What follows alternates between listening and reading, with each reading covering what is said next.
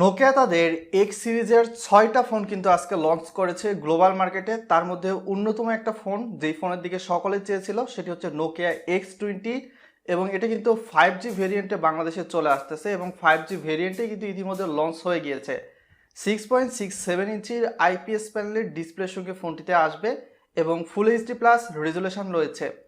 আশেপাশে চিন এবং বেজেলের যদি কথা বলি তো মোটামুটি ঠিকই রয়েছে, তবে নিচের দিকে যে চিনটা রয়েছে সেটা আমার কাছে কিছুটা বেশি মনে হয়েছে, যদিও এটা আমার কিন্তু ব্যক্তিগত ওপিনিয়ন। ফোনটার লুকস এবং ডিজাইন নোকিয়ার যেরকম ফোন হয়ে থাকে সেই রকমই এবং পিছনের দিকে পলিকার্বনেট কিন্তু ব্যবহার করা রয়েছে। এবং সবচেয়ে আশ্চর্যজনক কথা হচ্ছে যে নোকিয়া তাদের এই ফোনে জেসিকেল লেন্স ব্যবহার করেছে।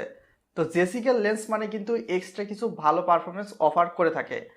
নোকিয়া X20 এই ফোনটাতে লাস্ট 3 বছরের আপডেট পাওয়া যাবে, অর্থাৎ এই ফোনটি লঞ্চ হবে অ্যান্ড্রয়েড 11-এর সঙ্গে অ্যান্ড্রয়েড 12, অ্যান্ড্রয়েড 13 তিনটারই আপডেট আমরা দেখতে পেয়ে যাব। আর নোকিয়ার ফোনের যে ইউআইটা রয়েছে সেটা কিন্তু অনেকটা স্টক অ্যান্ড্রয়েডের মতো হয়ে থাকে। ফোনটার পিছনের দিকে আমরা দেখতে পাবো কোয়াড রেয়ার ক্যামেরা সেটআপ, যেখানে প্রথমেই ইউজ করা রয়েছে 64 মেগাপিক্সেলের camera, aperture f1.8, so low light কন্ডিশনে অনেকটা বেটার মানের ছবি কিন্তু প্রোভাইড করে থাকবে।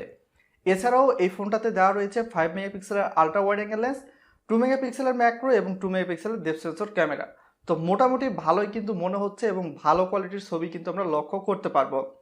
এইরকম নিত্য নতুন টেক আপডেট বাংলায় সবার আগে পেতে হলে চ্যানেলটাতে সাবস্ক্রাইব করে রাখতে পারেন, যাতে করে ভিডিও ছাড়ার সঙ্গে সঙ্গে ভিডিওটি আপনাদের কাছে পৌঁছে যেতে পারে। এছাড়াও এই ফোনটির সেলফির দিকে যদি চলে আসি তো এখানে আপনারা দেখতে পাবেন 5 হোল কাট আউটে একটা ডিসপ্লে দেওয়া রয়েছে, যেখানে 32 মেগাপিক্সেলের সেলফি ক্যামেরা ইউজ করা হয়েছে এবং এখানে অ্যাপারচার দেওয়া হয়েছে f2.0। এছাড়া চলে আসা যাক ফোনটার পারফরমেন্সের দিকে। তো নোকিয়ার এই ফোনটা কিন্তু 4G না 5G ভেরিয়েন্টে লঞ্চ হয়েছে এবং এই ফোনটাতে দেওয়া রয়েছে স্ন্যাপড্রাগনের এন্ট্রি বাজেটের 5G চিপসেট। অনেকে হয়তো বা অনুমান করতে পেরেছেন এটি 480 যেটা রয়েছে স্ন্যাপড্রাগনের সেই চিপসেটটা। স্ন্যাপড্রাগনের 480, এটি মূলত 8 ন্যানোমিটার ফেব্রিকেশন বিল্ড একটা চিপসেট। এই চিপসেট যুক্ত ফোনে পাবজি, কল অফ ডিউটি এই ধরনের গেমসগুলো খেলতে গেলে নর্মাল সেটিংসে খেলতে হবে, স্মুথলি রান করা হয়ে থাকবে। তবে ফ্রি ফায়ার গেমসটা আপনি হায়ার সেটিংসে খেলতে পারবেন খুব ইজিতেই। তবে এই ফোনটির দাম দেখে আমি সত্যি আশ্চর্যজনক হয়ে গিয়েছি, কেননা এই ফোনটির গ্লোবাল মার্কেটে প্রাইস রাখা হয়েছে প্রায় $349, যা বাংলা টাকায় কনভার্ট করলে প্রায় দেখা যেতে পারে 28 কিংবা 29 হাজার টাকা আসতে পারে। কেননা এখানে স্ন্যাপড্রাগনের 480 চিপসেট দিয়ে প্রায় মূলত হচ্ছে 28 কিংবা 29 হাজার টাকা দিয়ে মানুষ তো অবশ্যই ফোন কিনবে না, যারা মূলত 5Gর পিছনে দৌড়িয়ে থাকবে।